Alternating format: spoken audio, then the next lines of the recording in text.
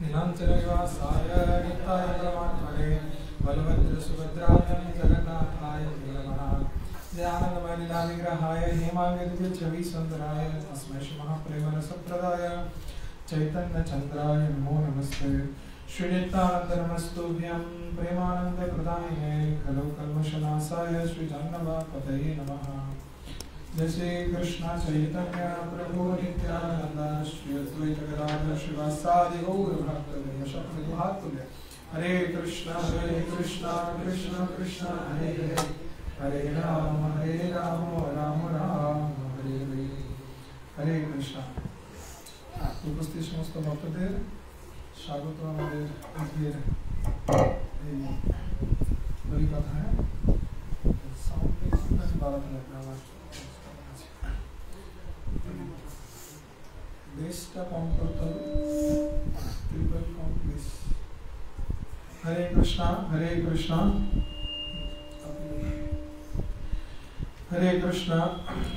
Triple कम echo कम।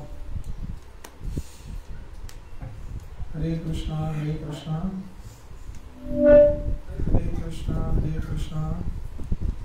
कृष्ण कृष्ण हरे हरे हरे राम राम राम हरे हरे।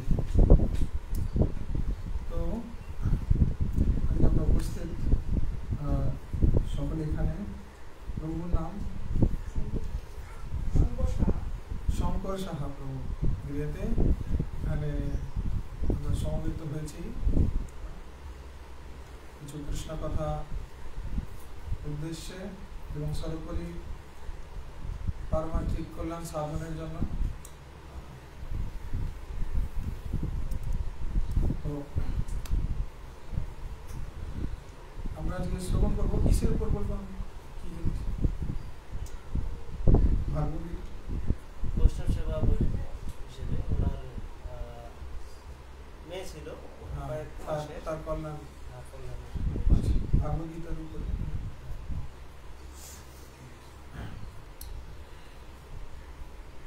ओम नमो भगवते वासुदेवाय ओम नमो भगवते वासुदेवाय ओम नमो भगवते वासुदेवाय ओम नमो भगवते वासुदेवाय ओम नमो भगवते वासुदेवाय ओम नमो भगवते वासुदेवाय।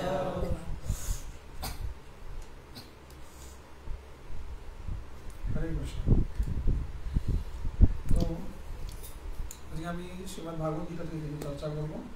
আজকে যে বিষয় যেখানে আমরা এই ঘর পরিবার সংসার এই জড়জগতের মধ্যে রয়েছি এবং এর মধ্যে থেকে আমরা সর্বোপরি বাস্তব সত্যকে এই সংসারে কীভাবে জানতে পারি বুঝতে পারি এবং এর থেকে জাগতিক যে আসক্তি যেটি আমাদের কৃষ্ণ থেকে বিরক্তি প্রকট করাচ্ছে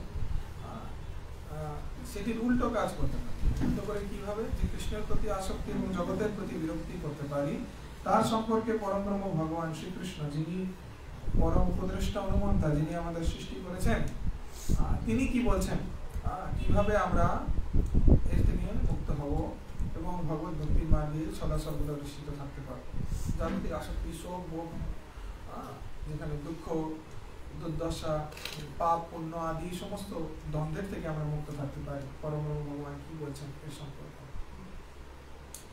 শ্রীমদ্ ভাগবত গীতার বিভিন্ন অধ্যায় বিভিন্ন রকম ভাবে পরম ব্রহ্ম ভগবান শ্রীকৃষ্ণ তিনি অর্জুনকে উপদেশ প্রদান করছেন। ভগবান শ্রীকৃষ্ণ তিনি যথার্থ রূপে অর্জুনকে তার শিষ্য রূপে বরণ করেছেন এবং তার মাধ্যমে এই জগতের সকল জীবকে শিক্ষা প্রদান করছেন। যদিও অর্জুন নিজেই একজন তত্ত্বজ্ঞানী ব্যক্তি তবুও তিনি এখানে আচরণ করছে কিরূপ যে যেন তিনি কোনো কিছুই জানেন। তিনি মোহগ্রস্ত দ্বন্দ্বময় অবস্থার মধ্যে পড়ে গেছেন। এবং আমরাও আমাদের বাস্তবিক জীবনে বিভিন্ন রকম যোগ্যতা সম্পন্ন থাকতে পারি, অনেক সুখ সুবিধা স্বাচ্ছন্দ্য মধ্যে থাকতে পারি। আমরা মনে করি কি যে আমার অনেক নাম আছে, অনেক খ্যাতি আছে, আমি এই ব্যক্তি সেই ব্যক্তি চিন্তা করে আমি ওই ব্যক্তি, তুই জানিস আমার বাবা কে, আমার বাবা এখানে এমএলএ। তো সব নিজেরা নিজেদের কি আমরা চিন্তা করি জাগতিকভাবে সুখ সুবিধা বিভিন্ন বিষয়কে অর্জন করে আমরা মনে করি আমরা অনেক শ্রেষ্ঠ। কিন্তু আমাদের জীবনে কখনো এমন পরিস্থিতি আছে যেখানে আমরা বুঝতে পারি না যে আমরা কি, এত অদ্ভুত, কি করে এটি হলো, কিভাবে আমার সাথে ঘটলো, আর এটি অসম্ভব, এটা হতে পারে না, আমরা মানতে পারি না, আমাদের জীবনে সেটিকে গ্রহণ করে নিতে পারি, যেটি বস্তুত সত্য। যেরূপ ভাবে আমরা জানি যে প্রত্যেককে জগৎকে ত্যাগ করে চলে যেতে হবে একটি সময় মানে, তবু সে মৃত্যু সম্পর্কে আমরা শ্রবণ করতে চাই না, সেটিকে মেনে নিতে চাই না আমাদের বাস্তবিক জীবন। কেন? কোথাও না কোথাও আমরা মনে করি মিথ্যা অহংকারে বশীভূত হয়ে দেহাত্ম বুদ্ধির দ্বারা পরিচালিত হচ্ছে। কিন্তু যখন এই দেহাত্ম বুদ্ধির ঊর্ধ্বে আমরা আত্ম উপলব্ধি করব, তখন গিয়ে আমরা যথার্থ আমাদের পরিস্থিতিকে বুঝতে পারব। অন্যথা আমাদের দ্বারা কোনরূপ ভাবে এই জড়জগতের যা আসক্তি রয়েছে এটি থেকে মুক্ত হওয়া সম্ভব নয়। তো অর্জুনের আপনারা জানেন যে কি, অর্জুনের মতো অন্যতম অনেক শ্রেষ্ঠ গুণাবলী উপস্থিত ছিল। অর্জুন হচ্ছেন শ্রেষ্ঠ ধনুর্ধর, অর্জুন হচ্ছেন জ্ঞানী পণ্ডিত, অর্জুন আরো বিভিন্ন রকমের শ্রেষ্ঠ বিষয়কে জানতেন। তো অর্জুনের মতো বীর পরাক্রমশালী ধনুর্ধর ব্যক্তি, যোদ্ধা অন্য কেউ ছিল না। কিন্তু তবুও সেই অর্জুনের জীবনে এমন একটি পরিস্থিতি আসে যেখানে গিয়ে অর্জুন সম্পূর্ণরূপে ভুলে যান, বুঝতে পারেন না যে তিনি কি করবেন, তিনি দ্বন্দ্বের মধ্যে চলে আসেন। কিন্তু সেই মুহূর্তে তার পরম সৌভাগ্য ছিল যে তিনি তার জীবনে কাকে পেয়েছিলেন? কৃষ্ণকে। কি রূপে?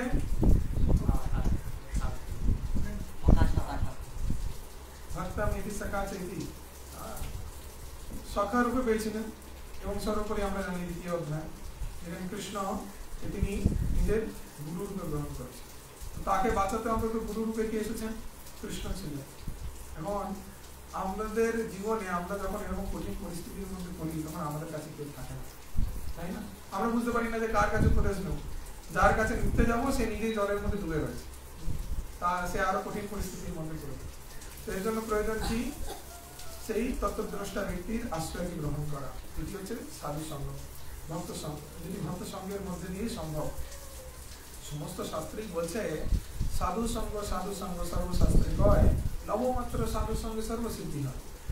সমস্ত শাস্ত্রই আমাদের এই উপদেশ প্রদান করছে, যেভাবে সম্ভব হোক আমাদের সাধু সঙ্গ করতে হবে, বৈষ্ণবদের সঙ্গ করতে হবে।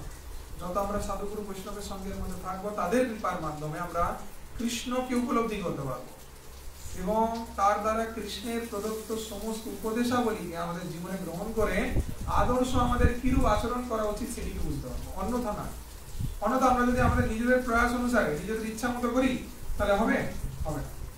যে না আমার বাড়িতে ঠাকুর আছে, আমি সন্ধ্যা দিন ধূপ দেখাচ্ছি তাহলেই চলবে, মন্দিরে না গেলে চলবে, দরকার নেই। বাড়িতে তো ভগবান তো সব জায়গায় আছে, বাড়িতেও আছে, বাড়িতে ধূপ দেখিয়ে দিলে ভোগ লাগিয়ে দিলেই তো হয়ে গেল না, কখনোই না। সর্বোপরি মন্দির গিয়ে যেখানে সমস্ত সাধুগুরু বৈষ্ণবরা উপস্থিত, তো তাদের কৃপার আমাদের ভীষণ প্রয়োজন। তাদের দর্শনে পবিত্র করোই তোমার বৈষ্ণবের এই গুণ। তিনি দর্শন তাকে পড়া মাত্রই কি হবে, আমাদের মধ্যে সেই নির্মল পবিত্রতা, গঙ্গা স্নানের থেকে অধিক পবিত্রতাকে আমরা অর্জন করে নিতে পারবো। এগুলি গুরুত্বপূর্ণ। এর মাধ্যমে আমাদের হৃদয়ের ভিতরে যে কলমশ রয়েছে, পাপ প্রবৃত্তি আদি রয়েছে, সেগুলি সমস্ত নাশ হয়ে যাবে। এটি গুরুত্বপূর্ণ, অত্যন্ত গুরুত্বপূর্ণ আজকের সময়। তো এখন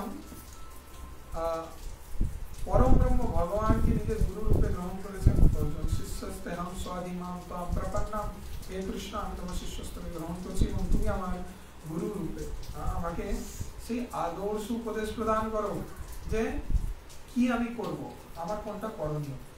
কারণ হে কৃষ্ণ আমি অত্যন্ত বিচলিত হয়ে যাচ্ছি, আমার মন মোটেই স্থির নয়। কে বলছে এই কথাটি? অর্জুন বলছেন। কোথায় বলছেন? কুরুক্ষেত্রের যুদ্ধে। কার সামনে বলছেন? কৃষ্ণ কি বলছেন? আমার মন অত্যন্ত চঞ্চল বিচলিত হয়ে যাচ্ছে। ভগবান পরমেশ্বর শ্রীকৃষ্ণ তার সামনে উপস্থিত থেকে তাকে দর্শন করে তার কৃপা সান্নিধ্যে থেকে কি বলছেন যে মন চঞ্চল হয়ে যাচ্ছে। এটি সম্ভব? এটা হয় নাকি? আজকের দিনে যদি আমরা বলি প্রভু ঘরের মধ্যে ঘরে থেকে ভক্তি করা খুব কঠিন, সংসারের 10টা কাজ, আর এত দায় দায়িত্ব, এত কিছু, সবের মধ্যে থেকে অনেক ব্যস্ত আছি, তো এত ব্যস্ততায় আমার মন তো মোটে জপে বসে না, ভগবানের পূজা অর্চন ভক্তির বাকি কার্যগুলি করতে উদাসীন হয়ে থাকি, অলস হয়ে থাকি, আমার মন অত্যন্ত অস্থির হয়ে থাকে। তো কি করব? মনের মধ্যে তার এরকম ভাবনা চিন্তা আসতে পারে, বলতে পারে, এটি কলিযুগের পরিস্থিতি। কিন্তু যে ব্যক্তি ভগবানের সামনে উপস্থিত, সেখানে থেকে অর্জুন কিভাবে কথা বলছেন? অর্জুন কি বলছেন? চঞ্চলম হি মনঃ কৃষ্ণ প্রমাতি বলবদ্ধিরঃ, যে হে কৃষ্ণ আমার মন অত্যন্ত চঞ্চল, প্রমত্ত হয়ে রয়েছে। কিরকম? বায়ুরিবাস দুষ্করম, যদি সম্ভব হয় কৃষ্ণ আমি বায়ুকে নিজের হাতের মুঠোর মধ্যে কিছুক্ষণ ধরে রাখতে পারবো, কিন্তু আমার মনকে এক মুহূর্তের জন্য ধারণ করে ধরে রাখতে পারছি না, এত প্রবল, এত চঞ্চল মন। তো এরূপ পরিস্থিতি, সেখানে পরম ভগবান উপদেশ প্রদান করছেন কিরূপ ভাবে আমরা আমাদের এই চঞ্চল মনকে, বিচলিত মনকে এবং দেহাত্ম বুদ্ধির মধ্যে অধিষ্ঠিত মনকে কিরূপ ভাবে কৃষ্ণ ভাবনামৃত করতে পারি, কিরূপ ভাবে এই দেহাত্ম বুদ্ধির ঊর্ধ্বে আত্ম উপলব্ধি করতে পারি। যতক্ষণ না আমরা আত্ম উপলব্ধি করবো ততদিন পর্যন্ত আমরা আমাদের এই জড় জগতের ভববন্ধন থেকে মুক্ত হতে পারবো না, জীবনে সুখী তো কোনরূপ ভাবে হতে পারবো না। প্রকৃত সুখ, প্রকৃত জাগতিক আসক্তি রহিত থাকা, সেটি শুধুমাত্র সম্ভব ভগবত ভক্তির আশ্রয় গ্রহণ করার মাধ্যমে। ভগবান বলছেন অভ্যাসে না তো কোন বৈরাগ্যে না গুহ্যতে, বৈরাগ্যের মাধ্যমে, অভ্যাসের মাধ্যমে সেটি সম্ভব। অভ্যাসটা কিসের অভ্যাস? ভগবান বলছেন, শ্রীল প্রভুপাদ তাৎপর্যে আরো স্পষ্টত করে দিচ্ছেন অভ্যাসটা কিসের অভ্যাস করতে হবে? হরিনাম মহামন্ত্র জপে। অনিয়ত যখন আমরা ভগবানের দিব্য নাম জপ করতে থাকবো, তখন আস্তে আস্তে ভগবানের সহিত যে আমাদের নিত্য সম্পর্ক ছিল, যেটি এই জগতে এসে ভেঙে গেছে, সেটিকে আবার পুনঃস্থাপিত করবো। তার মাধ্যমে কি হবে? আমরা আবার কৃষ্ণ স্মরণ করবো, কৃষ্ণ চিন্তন করবো। এটি করতে করতে কৃষ্ণময় হতে থাকবে। এবং বৈরাগ্য এনে গুহ্যতে, এবং বৈরাগ্য প্রকট করতে হবে। কিসের বৈরাগ্য? প্রভুজি ঘর পরিবার সংসার সব ত্যাগ করে দেবো। বৈরাগ্য মানে কি? শ্রীল প্রভুপাদ কি বলেছেন বৈরাগ্য সম্পর্কে? বলেছেন যুক্ত বৈরাগ্য করতে হবে গৃহস্থকে। কি করতে হবে? যুক্ত বৈরাগ্য। যা কিছু রয়েছে সব কিছুকে কৃষ্ণের সেবায় নিযুক্ত করে দাও, এটি সব থেকে শ্রেষ্ঠ। অথচ বাহ্যিক রূপে আমি যদি বৈরাগ্য দেখাচ্ছি কিন্তু মনের মধ্যে চরম আসক্তি রয়েছে, তাহলে চলবে না। প্রকৃত বৈরাগ্যকে ধারণ করতে হবে। তো প্রকৃত বৈরাগ্যকে ধারণ করতে হবে, সেটি কি? সেটি হচ্ছে হৃদয়, সেটি সম্ভব কি? যুক্ত করে দেওয়া। শ্রীল প্রভুপাদ তো অনেক সময় অনেকে বলেছেন যে আমি কিরূপ সন্ন্যাসী। একজন সন্ন্যাসী যিনি থাকেন, তো তিনি সবকিছুকে ত্যাগ করে অন্যের দেওয়া দানের ভিক্ষার মধ্যে নিজের জীবনকে অতিবাহিত করেন। কিন্তু আপনি যে সন্ন্যাসী, আপনি বিশ্ব পরিভ্রমণ করছেন, এবং সব থেকে দামি গাড়ি আপনি চলছেন, এবং আজ এই দেশে কাল এই দেশে বিভিন্ন স্থানে স্থানে আপনার এত হাজার হাজার বিদেশি শিষ্যদেরকে নিয়ে প্রচার কার্য করছেন। কিরূপ সন্ন্যাসী আপনি? এটা সন্ন্যাসীর ধর্ম নয়। তো শ্রীল প্রভুপাদ তখন যথার্থ উত্তর ব্যক্ত করেন যে কলিযুগে এই মায়ার প্রভাব এত দ্রুত বৃদ্ধি পাচ্ছে যে যাদেরকে কি করতে, তাকে ধরবার জন্য এবং কৃষ্ণ ভক্তি প্রদান করার জন্য সে ব্যক্তিকে আমাকে অত্যন্ত দ্রুত দৌড়াতে হচ্ছে। যার জন্য প্লেনের মাধ্যমে বিভিন্ন স্থানে স্থানে যত শীঘ্র সম্ভব তত শীঘ্র আমাদের পৌঁছাতে হবে এবং ব্যক্তিকে উদ্ধার করতে হবে। যতক্ষণ না আমরা সর্বকিছু যা কিছু জীবনে প্রাপ্ত করেছি সেটি কৃষ্ণের সেবায় নিযুক্ত করবো, ততক্ষণ পর্যন্ত সেটি আমাদের দুঃখের কারণ। অর্থাৎ আমি জীবনে যা কিছু পেয়েছি, যা কিছু বলতে প্রভু কিরূপ? জাগতিক যে সমস্ত বিষয়গুলিকে আমরা ব্যবহার করছি প্রতিনিয়ত, সেগুলিকে কৃষ্ণের সেবায় নিযুক্ত করতে হবে। এবং তাছাড়া প্রভু আমাদের আত্মীয় পরিজন সজ্জন আদি যারা রয়েছে তাদের প্রত্যেককে কৃষ্ণ ভাবনামৃতের মধ্যে আনতে হবে, তাদেরকেও ভক্ত তৈরি করতে হবে, এটি কর্তব্য। কারণ আমরা যখন তাদেরকেও ভগবত ভক্তির মধ্যে আনছি মানে তাদের পরম কল্যাণ সাধন করছি, এবং এর মাধ্যমে কি হবে, তাদের চেতনা অত্যন্ত উন্নত স্তরে গিয়ে পৌঁছাবে এবং আমাদেরও চেতনা উন্নত স্তরে পৌঁছাবে। এর মাধ্যমে আমাদের যে জাগতিক আসক্তি সেটি ধীরে ধীরে কমতে থাকবে। কিন্তু আমরা যদি কৃষ্ণকে কেন্দ্রে না রাখি তাহলে কি হয়ে যাবে, যে কোনো ছোট ছোট বিষয়ে আমরা অনেক চিন্তিত হয়ে যাব এবং এই চরম আসক্তি আমাদের জন্য অনেক বড় দুঃখের কারণ হয়ে যাবে, যেটি আমরা শ্রীমদ্ ভাগবত গীতার মধ্যেই দেখতে পাচ্ছি। এই অর্জুন এত জ্ঞানী ব্যক্তি হয়েও অর্জুনের কি পরিস্থিতি হলো, কি হয়েছিল অর্জুনের বলতে পারবেন ভাগবত গীতাতে কি হয়েছিল অর্জুনের? ভাগবত গীতার মধ্যে বর্ণনা আছে না, অর্জুনের সর্ব শরীর সিক্ত হয়ে গেছিল, ভিজে গেছিল, ঘাম হচ্ছিল, শরীর কাঁপছিল, চিন্তিত হয়ে গেছিল এবং বিশালগ্রস্ত অবস্থার মধ্যে চলে যাবে। ভাগবত গীতায় অধ্যায় আছে না, তো বিষাদগ্রস্ত অবস্থায় চলে যান, তার হাত থেকে গান্ডীব খসে পড়ে যায়। তো তিনি রোমাঞ্চিত হয়ে গেছিলেন, কন্ট্রোল করছিলেন, কি কারণে? যেখানে তিনি মোহগ্রস্ত হয়ে গেছিলেন। কিসের মোহ? তার আত্মীয় সজ্জন পরিজন সকলকে সামনে দেখে যে এনাদের সাথে আমি কিভাবে যুদ্ধ করব, এটি সম্ভব নয়। আমি আমার মাতুলাম ভাত্রান পৌত্রান অর্থাৎ আমার মাতুল পিতৃসমূহ গুরু আচার্য শুভাকাঙ্ক্ষী ভ্রাতা পুত্র এরা সকলে উপস্থিত রয়েছে, এরা সব আমার বিরোধিতা করে আমার সাথে যুদ্ধ করতে এসেছে, তো এদের সাথে আমি কিরূপ ভাবে যুদ্ধ করবো, এটি কোনরূপ ভাবে সম্ভব নয়। এবারে পরম ব্রহ্ম ভগবান তিনি সেই সর্বোত্তম শ্রেষ্ঠ জ্ঞান প্রদান করছেন, যার মাধ্যমে এই মোহ থেকে মুক্ত করছেন। কি নিত্যানন্দ নিত্য সত্যস্থ নির্যোগ সেময় আত্মবান, মোহ থেকে মুক্ত হতে হবে, কিরূপ ভাবে হতে হবে, বিভিন্ন রকম ভগবান উদাহরণের মাধ্যমে শ্রেষ্ঠ রূপে অর্জুনকে ব্যক্ত করছেন। তো অর্জুন এরকম কঠিন পরিস্থিতির মধ্যে থাকে, সেখান থেকে কৃষ্ণ যথার্থ জ্ঞান অর্জুনের মাধ্যমে আমাদের সকলকে দিচ্ছেন। সেরূপ ভাবে আমরা কি করছি, এই জড়জগতে এসেছি, যে মুহূর্তে এসেছি এই জড়জগৎকে বলা হয়েছে ভবাটবী, বিভিন্ন রকম নাম আছে এই জড়জগতে, ভবসমুদ্র, ভবাটবী, জড়জগৎ। তো এখানে একটি রঙ্গমঞ্চ, যেখানে আমরা বিভিন্ন রকমের নাটক করছি। কি করছি আমরা? কি নাটক করছি? নাটক করেন? নাটক করেন না করেন না? বলি নাটক করছেন, আমরা কিন্তু বাস্তবে নাটক করছি, এটি কিন্তু সত্য। কিরূপ? যে এখানে দেখুন প্রত্যেকে বিভিন্ন এক একটি ধারাবাহিক সিরিয়ালে যেরকম রোল প্লে করে, রোল প্লে করছে। কেউ মায়ের রোল প্লে করছে, কেউ বাবার রোল, কেউ শ্বশুর, কেউ শাশুড়ি, কেউ বন্ধু, সখা মিত্রাদি সম্পর্কীয় আত্মীয় স্বজন, কেউ পিসি, কেউ পিসা, মামা মামি, যত সম্পর্ক রয়েছে এগুলো সমস্ত একজন রোল প্লে করছে।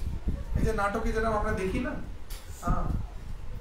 নাটকের রঙ্গমঞ্চের উপরে বিভিন্ন লোকেরা বিভিন্ন রকম একটি করে রোল প্লে করে, একটা চরিত্র তারা ওখানে পরিদর্শিত করে। তার মানে কি সেই ব্যক্তিটি সেই রোলটা হচ্ছে, সেই মানুষটি হয়ে যাচ্ছে।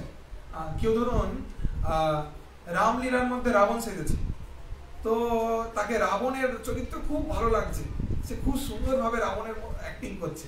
এবার যখন যতক্ষণ অ্যাক্টিং করলো ততক্ষণ ভালো, এবার অ্যাক্টিং করে যখন নেমে গেছে, তার মানে কি সেই ব্যক্তিটাকে আমরা রাবণ বলে মানবো? আরে তুমি খুব ভালো রাবণের মতো চরিত্র করছো, সত্যি তুমি একজন রাবণী, এরকম ভাবে মানবো না। বাস্তবে হয়তো সেই ব্যক্তিটা রাম ভক্ত, সে হয়তো খুবই ভালো সুন্দর ভক্ত একজন, কিন্তু যখন সে রাবণের চরিত্র করছে এত সুন্দর করেছে, তাকে দেখে মনে হয় বাহ একদম রাবণ। তো এইরূপ আমাদের জীবনেও কোনো ব্যক্তি মায়ের রূপে এসেছে, কেউ স্ত্রী রূপে, কেউ সন্তানের রূপে, কেউ বিভিন্ন রকমের আত্মীয় স্বজন। এবার আমরা যখন দেহাত্ম বোধের ভিতরে থাকবো তখন আমরা কি মনে করব? অর্জুনের ন্যায় মনে করবো। আরে কি করে সম্ভব? যে এটি আমার সন্তান, এটি আমার মাতা, এটি আমার পিতা, তারা আমার কাছে এসেছে, আমাকে ছেড়ে কি করে যাবে? এটি অসম্ভব, এটি হতে পারে না, আমরা বাস্তবে মানতে পারি না। এটি কি দেহাত্মবোধ? কিন্তু যখন এই দেহাত্মবোধের ঊর্ধ্বে আমরা আত্ম উপলব্ধি করব, তখন আমাদের আর এই মিথ্যা আসক্তি থাকবে না। যেটিকে ভগবান স্পষ্ট করে দিচ্ছেন। ভগবান কি বলছেন যে অর্জুন এটিকে স্পষ্ট রূপে বোঝো, মূর্খের মতো আচরণ করো না। কি বলছেন? যে জাতস্রহি ধ্রুবমৃত্যু ধ্রুবম জন্মামৃতস্য চ তস্মাৎ পরিহার্যাতেনান্তং শোচিতুমর্হসি। ভগবান বলছেন যে জাতস্রহি ধ্রুবমৃত্যু ধ্রুব জন্মামৃতস্য চ, কি এটা পরম সত্য, ধ্রুব সত্য বিষয় যে কি যার জন্ম হয়েছে তার মৃত্যু নিশ্চিত, এবং যার মৃত্যু হয়েছে তার জন্মও নিশ্চিত। তো তাই কি তস্মাৎ পরিহার্যার্থেনান্তং শোচিতুমর্হসি, তাই এই দেহকে পরিত্যাগ করার পিছনে কখনো আমাদের শোক করা উচিত নয়। উচিত কি? উচিত। আমরা সবাই বলছি না উচিত, আমরা কি পারবো? শোক না করে পারবো? আমরা না কেঁদে কষ্ট না পেয়ে পারবো? এটি কেন হয়?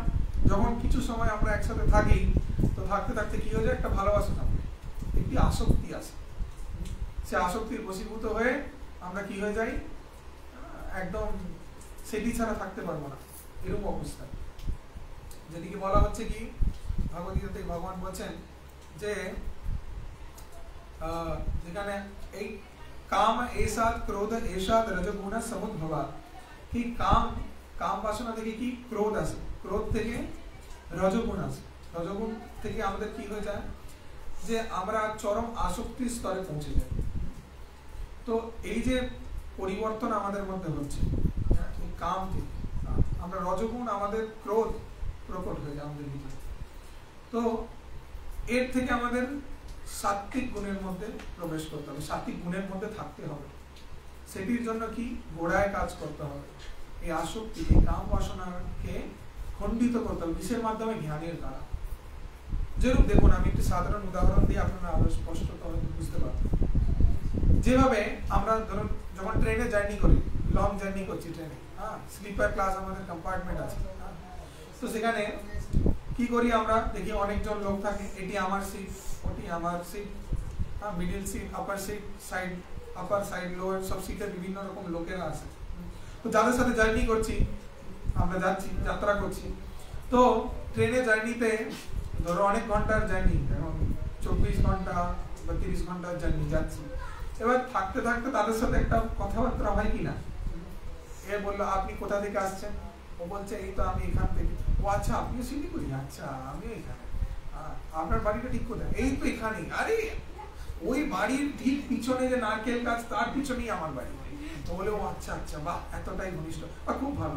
আচ্ছা ঠিক আছে, আমি খাবারটা নিয়ে এসেছেন, একটুখানি খান, আপনি এখান থেকে নিন। আচ্ছা আপনি এখান থেকে নিন। এই করতে করতে কি কিছু মুহূর্তের মধ্যে কি হয়, আমরা একটা খুব সুন্দর সম্পর্ক তৈরি হয়ে যায়, তাই না? পাশে যদি অন্য কোনো লোক ভুল করে এসে বসে পড়ে, এই না না না, এটা আপনি ওনার সিটে কেন বসছেন, উনি আমাদেরই যান, মানে নিজেদের মধ্যে এতটা ঘনিষ্ঠতা হয়ে যায়। কেউ যদি বলে আরে আমার উপরে চড়তে অনেক অসুবিধা হবে, না না ঠিক আছে, অসুবিধা কি আছে, আপনি আমার নিচের সিটটা এখানে নিয়ে নিন, আমি ঠিক উপরে চলে যাবো। মানে এই যে বোঝাপড়া একে অপরের সাথে, মানে ঘনিষ্ঠতা আমাদের হয়ে যায় মুহূর্তের মধ্যে, তাই না? এই ঘনিষ্ঠতা চললো, এরপর যখন সেই ব্যক্তির প্ল্যাটফর্ম চলে আসে, তখন সে আচ্ছা খুব ভালো লাগলো আপনার সাথে থেকে যাত্রা করে, খুব ভালো লাগলো, আমার কিন্তু এই আসছে প্ল্যাটফর্মে আমাকে নেমে যেতে হবে। এবারে আপনার যাত্রা ভালো হোক, পরে যখন যদি কোনো সময় দেখা হয় তাহলে ধন্যবাদ। তো সে ব্যক্তি কি হলো, ঠিক তার প্ল্যাটফর্ম যখন আসলো নেমে গেল। আরো পাশে 2-3 জন ছিল যারা, তারা বলছে না আমরা আগে নামবো, কেউ একই প্ল্যাটফর্ম যেখানে আমাদের নামার সেখানে নামলো। এরকম ভাবে সব ব্যক্তি কি হলো, আলাদা আলাদা আলাদা হয়ে তারপর আমরা আমাদের যেখানে গন্তব্য সেখানে পৌঁছে, বুঝলেন? তো এই যাত্রা যতটুকু সময় চলছে তার মাঝখানে অনেক লোক কি হবে, তাদের প্ল্যাটফর্ম আসবে, তারা নিচে নেমে যাবে। এই যাত্রাটা চলছে, অনেক লোক কি হবে মাঝখানে ট্রেনে আবার বিভিন্ন প্ল্যাটফর্ম থেকে উঠবে, বোঝা গেছে? কিছু লোক ট্রেনে উঠবে, বলবে এটা আমার সিট আছে, আপনি এতটা খালি জায়গা এখানটা পা রেখে এসছেন, এবার একটু সাইড দিন, আমি বসবো। তার সিট সে বসবেন, আবার ঠিক নির্দিষ্ট স্থানে গিয়ে নেমে যাবেন, ঠিক আছে? তো এরকম ভাবে কিছু লোক উঠবে, কিছু লোক নামবে, এইভাবেই যাত্রা চলবে, কিন্তু অন্তিমে যে গন্তব্য সেটি কিন্তু আলাদা আলাদা, কিন্তু ভক্তদের একটি, সেটি কি? কৃষ্ণ ভগবানের ভগবত ধামে আমাদেরকে যেতে হবে। তো তার জন্য আমাদেরকে একদম সুন্দরভাবে নিজের জায়গাতে বসে থাকতে হবে, অর্থাৎ ভগভক্তির মার্গে অধিষ্ঠিত থাকতে হবে। অনেক রকম সমস্যা আছে, অনেক ট্রেনের মধ্যে হয়তো ঝাঁকুনি আসছে, জোরে বৃষ্টি আসছে, জল পড়ছে, বসতে অসুবিধা হচ্ছে, বা আরো 5 জন আশেপাশের লোক যাদের সাথে ডিস্টার্বেন্স হচ্ছে, বুঝে যাচ্ছে? আপনার সিটের সামনে যারা লোক বসে রয়েছে তার থেকে আপনি খুব বিরক্ত হয়ে যাচ্ছেন, তারা খুব কথা বলছে, চিৎকার করছে। আপনি হয়তো রাত্রে শুয়ে রয়েছেন, কোনো বাচ্চা ধরে চিৎকার করছে, কারণ বাচ্চা মানুষ, আপনি কিছু বলতে পারবেন না তার পরিবারের লোককে, বোঝা গেছে? পাশ দিয়ে ট্রেন হো করে যাচ্ছে, জোরে আওয়াজ আসছে, আপনি ডিস্টার্ব হয়ে যাচ্ছেন, পাখাটা কাজ করছে না, গরম লাগছে, বোঝা যাচ্ছে? বিভিন্ন রকমের সমস্যা আসবে। সেরূপ ভাবে আমাদের ভক্তির জীবনে কি হবে? এরূপ বিভিন্ন রকমের সমস্যা আসবে, জটিলতা আসবে। ভক্ত সঙ্গের মধ্যে থেকে ভক্তি করা খুবই কঠিন, কিন্তু আমাদের কি করতে হবে? আমরা কি ট্রেনে থামিয়ে দেবো ট্রেন? না না বাবা, আমার জন্য সম্ভব নয়, ট্রেন দাঁড়াও, আমি নেমে যাই। নেমে যাবো? কি করবো আমরা? কি করবো? কষ্ট নয়, আনন্দ। তোমারও ভক্তিতে যত দুঃখ, সেও তো পরম সুখ ভগবানের ভগবত ভক্তিতে কোনো দুঃখ নেই। তো আমাদের কি হবে? একদম একনিষ্ঠ হয়ে বসে থাকতে হবে, যে না, আমার যেখানে গন্তব্য, যেখানে আমার পৌঁছানোর, ঠিক সেখানেই গিয়ে আমি পৌঁছাবো। তো আমি আগে নামবো না, যতই বাধা আসুক যাই আসুক। যে বোকা ব্যক্তি সে কি করবে? সে নেমে যাবে, সে বিরক্ত হয়ে যাবে, সে সঠিক জায়গার টিকিট কেটেছে, কেটেও কিন্তু কি পৌঁছাতে পারবে না। শিল প্রভুপাদও ব্যক্ত করেছেন। শিল প্রভুপাদের লীলামৃতের মতো বিষয় আছে, আমি সম্পূর্ণ লীলার মধ্যে যাচ্ছি না, অনেকটা বড় সুন্দর লীলা আছে। তো শিল প্রভুপাদের অনেক সেবা করেছিলেন অনেক শিষ্যরা, তারা শিল প্রভুপাদকে চৈতন্য চরিতামৃত ট্রান্সলেট করবার জন্য, মানে অনুবাদ করার জন্য অনেক সহযোগিতা করেছিলেন। তো প্রভুপাদ অনেক সন্তুষ্ট হয়ে তাদের আশীর্বাদ দিয়েছিলেন, তোমরা সবাই ভগবত ধামে যাবে। কিন্তু পরবর্তীতে অনেকেই প্রভুপাদকে ত্যাগ করেছেন এবং ইসকনকে ত্যাগ করেছেন। তখন তমাল কৃষ্ণ গোস্বামী মানে যিনি প্রভুপাদের শিষ্য ছিলেন, সেক্রেটারি ছিলেন, তো তিনি প্রশ্ন করেন, প্রভুপাদ তাহলে এদের গতি কি হবে? এরা যে এখন আপনাকে ছেড়ে দিলেন, আপনার আশ্রয় ত্যাগ করলেন এবং ইসকনকে ত্যাগ করলেন, তাহলে এদের গতি কি? তো এদের গতি কি হতে পারে? প্রভুপাদ বলছেন যে দেখো, টিকিট তো আমি বানিয়ে দিয়েছি, রিজার্ভেশনে, এবার ট্রেনে গিয়ে সে বসবে কিনা সেটি তার বিষয়, গৌর প্রেমানন্দে। এখন বিষয়টা হচ্ছে সেটি।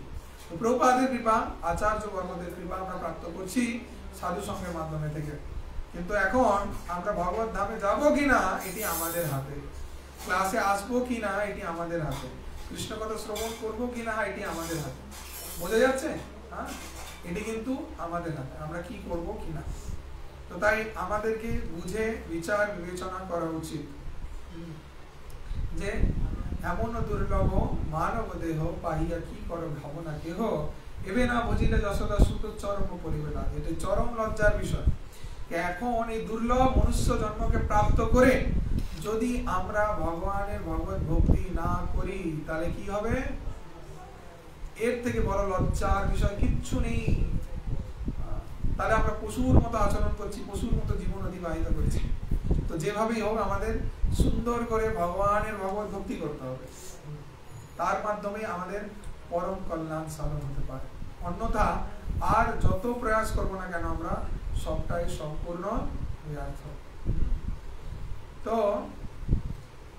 কৃষ্ণ স্পষ্ট রূপে ভগবত গীতার মধ্যে এই তত্ত্বকে বুঝিয়ে দিচ্ছেন অর্জুনের মাধ্যমে আমাদের প্রত্যেককে।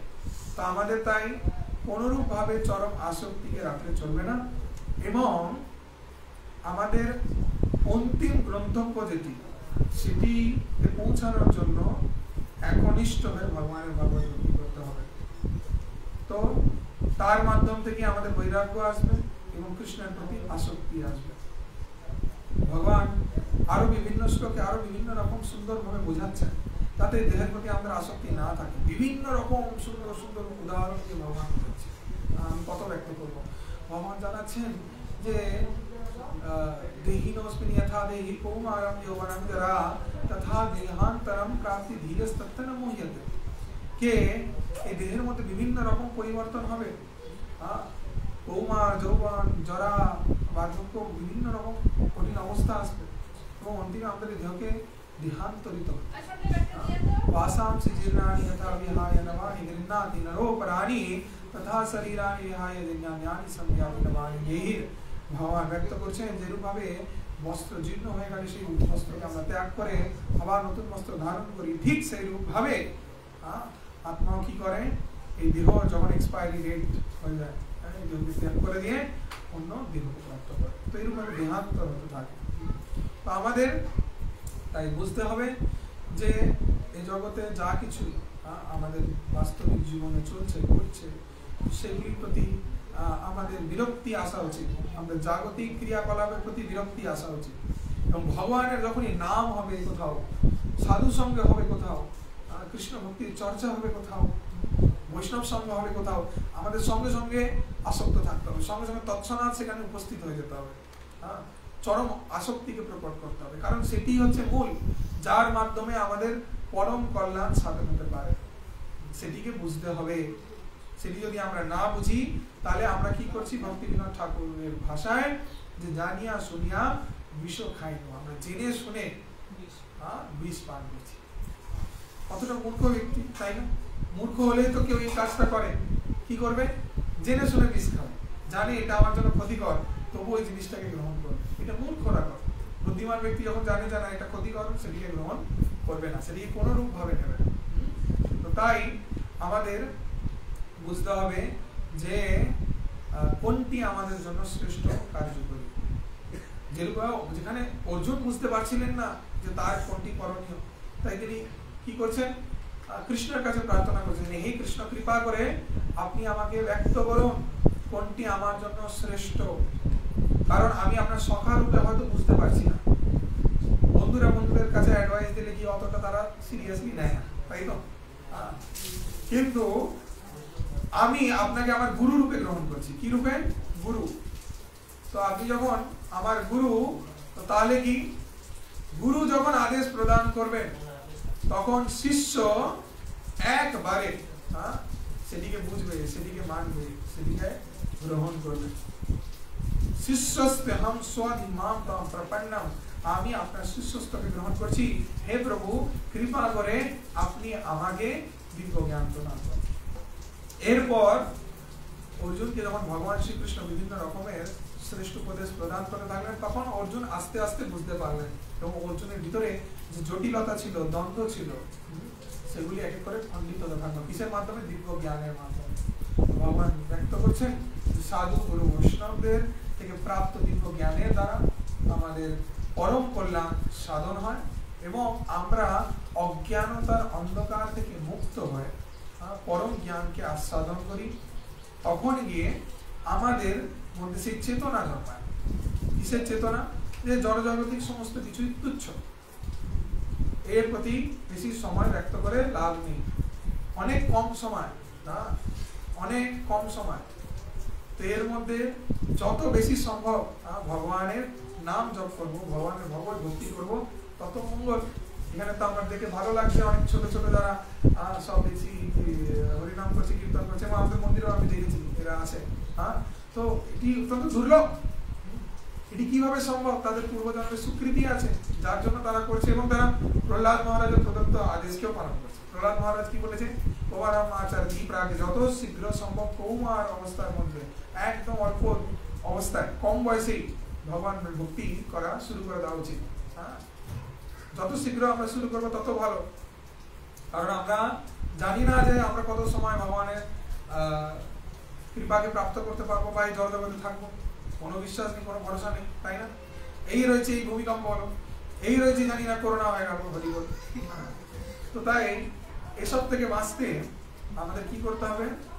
দিবারাত্রি বিষয়ে যে প্রীতি এবে আছোয় আমার, সেই মতো প্রীতি হোক চরণে তোমার। হে প্রভু কৃপা করো যেন বিষয় জড়জগতের জাগতিক বিষয়ের প্রতি যত চরম প্রেম আমার রয়েছে, চরম আসক্তি রয়েছে, সেই রকম চরম আসক্তি যেন কার প্রতি হয়? তোমার প্রতি হয়। সেই মতো প্রীতি হোক চরণে তোমার, তোমার চরণের প্রতি। তোমার চরণের প্রতি হলে তখন কি হবে? তখন আমার আদর্শ শরণাগতি হবে। তখন ভগবান শ্রীকৃষ্ণের সেই অভয় চরণ যদি আশ্রিত হলে আমাদের জীবনে কোনো ভয় থাকবে না। তখন আমরা না করোনার ভয় পাবো, না মৃত্যুর ভয় পাবো, কোনো কিছুর ভয় থাকবে না। তখন আমরা কি একদম নির্দ্বন্দ্ব হয়ে পরম সুখী আস্বাদন করতে পারবো। ভগবানের শ্রী চরণই হচ্ছেন একমাত্র পরম সুখের আশ্রয়। তার অতি এই জগতে আর অন্য কিছু নেই। শ্রীমান চৈতন্য মহাপ্রভু ও ব্যক্ত করছেন এবং শাস্ত্রেও এর বর্ণনা রয়েছে কি হরে নাম নামই বা কেবলম কলহ নাস্তে বা নাস্তে বা নাস্তে বা নাস্তে বা গতিরন্নথা। বলছেন যে কি হরির নামই হচ্ছে একমাত্র গতি। কালো নাস্তে বা এই কলিযুগে আর অন্য কোনো গতি নেই। তো এটিকে বুঝতে হবে, বুঝে অন্যদেরকেও বোঝাতে হবে। এর নিজের কল্যাণ সাধন করা, অন্যদেরও পরম কল্যাণ সাধন করা, এটি আমাদের কর্তব্য। যখন যথার্থ রূপে এটিকে আমরা পালন করব, তখন আমরাও জীবনে সুখী হব এবং আমরা অন্যদেরকেও সুখী করতে পারবো। আমরা বলি না চান্ট অ্যান্ড বি হ্যাপি, আমরা বলি হরে কৃষ্ণ মহামন্ত্র জপ করুন এবং সুখী হন। তো তার জন্য নিজেদের আমাদের আগে সুখী হতে হবে। আমরা কি সুখী হচ্ছি হরে কৃষ্ণ মহামন্ত্র জপ করে? হ্যাঁ কি না? হচ্ছি তো? হ্যাঁ, ভেরি গুড। যদি সুখী হচ্ছি তো ভালো। আর যদি উদাসীন হয়ে যাচ্ছি, প্রভু ঘুম পেয়ে যাচ্ছে, নামের মধ্যে রুচি হচ্ছে না, মানে গন্ডগোল আছে, তাহলে সেটি সঠিক রূপে ঠিকঠাক নাম হচ্ছে না।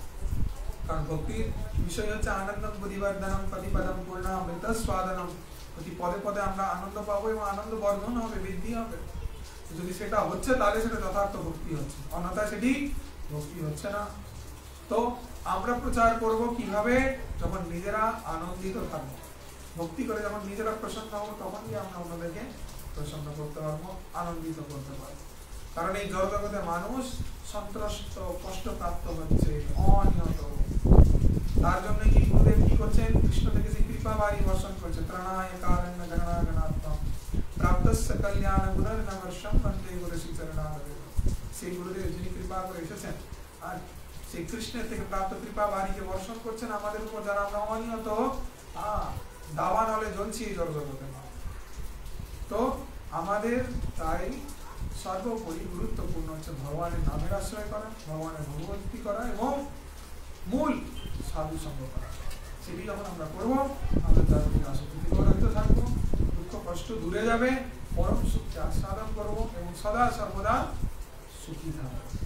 হরে কৃষ্ণ কৃষ্ণ কৃষ্ণ হরে হরে, হরে রাম রাম রাম হরে হরে কৃষ্ণ। जय श्रीमद् भागवत गीता की जय, कृष्ण अर्जुन संवाद की जय, जगत गुरु श्रील प्रभुपाद की जय, परमाराध गुरुदेव की जय, समवेत भक्त वृंद की जय, गौर प्रेमानंदे हरे कृष्ण। जय कृष्ण गौर प्रभु की जय, समवेत भक्त वृंद की जय। এখন আমাদের ভোগ আরতি কীর্তন হবে, তারপর আমরা ভোগারতি দর্শন করবো যশোমতী নন্দন, তারপর প্রসাদ। ঠিক আছে, সেটা রেডি। ভোগারতি এখন কীর্তন হবে।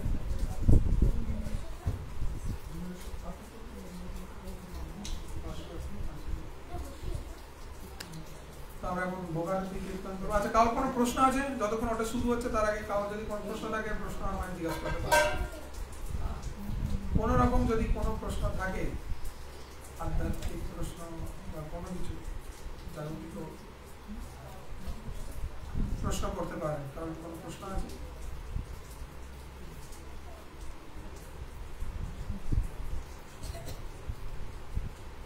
প্রশ্ন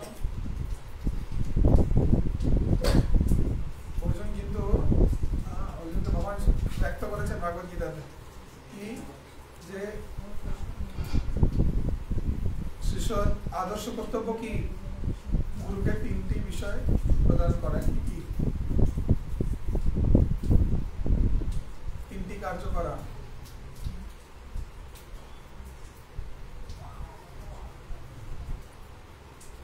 প্রশ্ন করতে হবে, প্রশ্ন থাকা উচিত। যদি প্রশ্ন নেই তার অর্থ দুটি। একটি অর্থ কি? খুব সুন্দরভাবে বুঝেছে, যার জন্য কোনো প্রশ্ন নেই, প্রভু একদম বুঝে গেছে। দ্বিতীয়টি হচ্ছে কিছুই শুনিনি, শুনিনি কোনো প্রশ্ন নেই। তো আশা করি আপনারা খুব মনোযোগ সবাই শুনেছেন, ভালো করে বুঝেও গেছেন, সেই জন্য কোনো প্রশ্ন নেই। ঠিক আছে, গুড। তো কোথায় খবর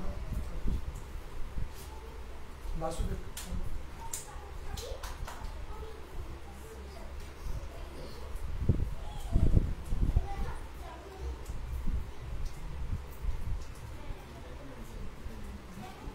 Pujari.